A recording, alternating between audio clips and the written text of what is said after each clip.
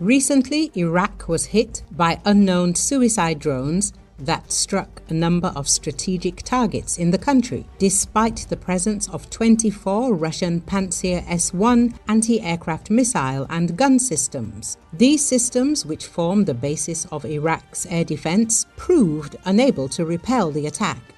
According to Defense Post, the strikes targeted radar stations at the Taji military base and the Imam Ali air base near Dhi Qar.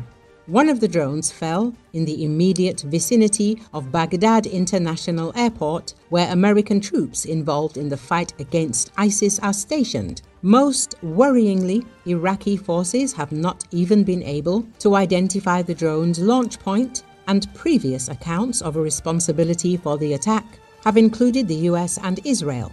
Importantly, this incident was the first after a 12-day closure of Iraqi airspace due to the conflict between Iran and Israel. The Russian Pantsirs, which were supposed to protect strategic objects, have demonstrated complete ineffectiveness against modern kamikaze UAVs, which casts a shadow on their combat capability in modern conditions. Defense Express writes that this case is a serious signal for countries that still rely on Russian air defense, because even with air control and combat readiness, the result was zero. It is worth noting that Iraqi airspace was closed for all 12 days of hostilities between Iran and Israel. Therefore, the above-described raid by unknown drones was the first such incident for Iraq itself. Based on the above statements by Iraqi officials, it is unlikely that there was any agreement here, according to which unknown drones would have flown in and struck government targets without hindrance. Therefore, the incident can be qualified as the 24 Russian Pantsir-S1s available in Iraq proved ineffective in repelling the attack of the suicide UAV, which could not even track the launch point. In parallel, Iraq has already contracted new KM-SAM air defense systems from South Korea, likely as a reaction to the limited effectiveness of Russian counterparts. Pantsir-S1 is a Russian short-range anti-aircraft missile and gun complex used to protect military and strategic facilities from air attack. Russia claims that the system is capable of engaging air targets at ranges of up to 20 kilometers and altitudes of up to 15 kilometers. Its 5.7E6 missiles are complemented by 30mm automatic cannons, allowing it to engage low-flying and close-in targets. However, despite the claimed versatility, the Pantsir have repeatedly demonstrated limited effectiveness, in particular in Syria, Libya, Ukraine, and Iraq.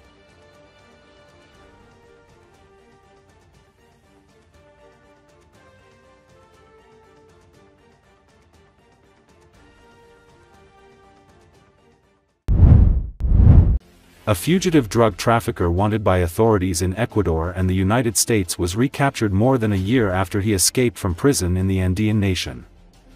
According to Associated Press, José Adolfo Macias, alias Fido, arrived by air at the port city of Guayaquil, where the Minister of the Interior, John Riemberg, said he would be transferred to the prison where he should never have left.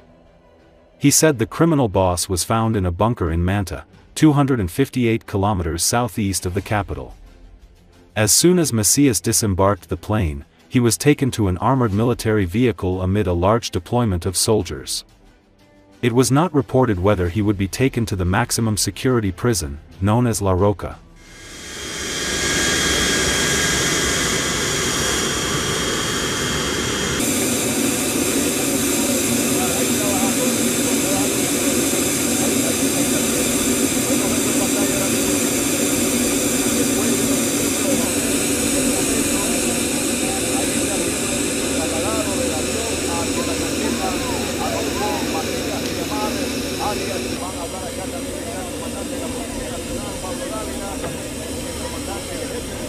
Una operación exitosa que tuvimos más de 10 horas de trabajo el día de hoy.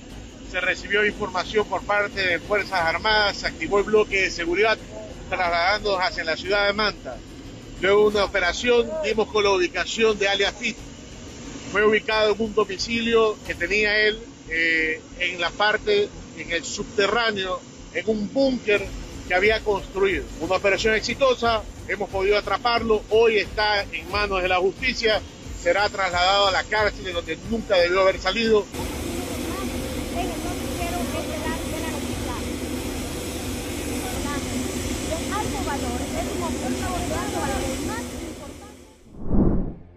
King Willem-Alexander of the Netherlands gave a speech to the NATO alliance leaders during a dinner at his royal palace in The Hague on Tuesday. According to Associated Press, King Willem-Alexander welcomed US President Donald Trump specifically. "Mr. President, it means so much to us to welcome you in our home tonight. We cherish the bonds of friendship that will always unite our nations," said King Willem-Alexander. The Dutch king said that NATO will welcome more nations to the alliance in the future. He also commended the alliance for committing to spending more money on defense. "It's rightly argued that we need to make sufficient investments in our security and that there must be a balance in the financial contributions made by the members of the alliance. There can be no solidarity unless everyone shoulders their own responsibility," said the Dutch king.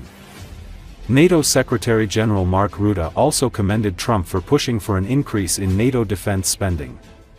"Today, I am pleased to announce that NATO has already added an additional $1 trillion in defense spending over the past decade," Rutte said on Tuesday. "Mr. President, dear Donald, that is thanks to you pushing us."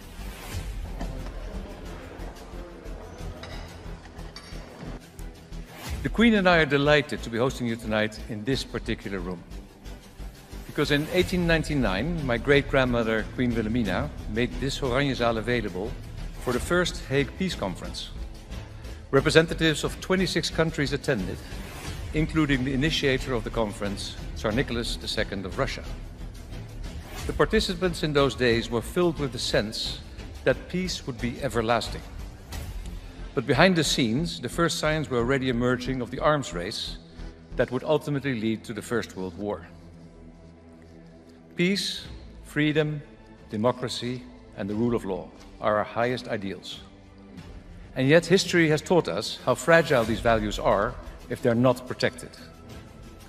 Where would we be without strong organizations that stand up for the defense of international stability, peace, and freedom? Where would we be without NATO's firm resolve? Let us stay focused on what for 76 years has been the key to NATO's success. In the future, NATO will remain open to new members that share our values. We can't stand still. Events since 1989 have taught us that. Ours is fundamentally a defensive alliance. Others may call it aggressive, but that's only because they reject fundamental rights and freedoms and fear that their citizens may one day demand them. To the Dutch government for organizing this NATO summit over the course of 2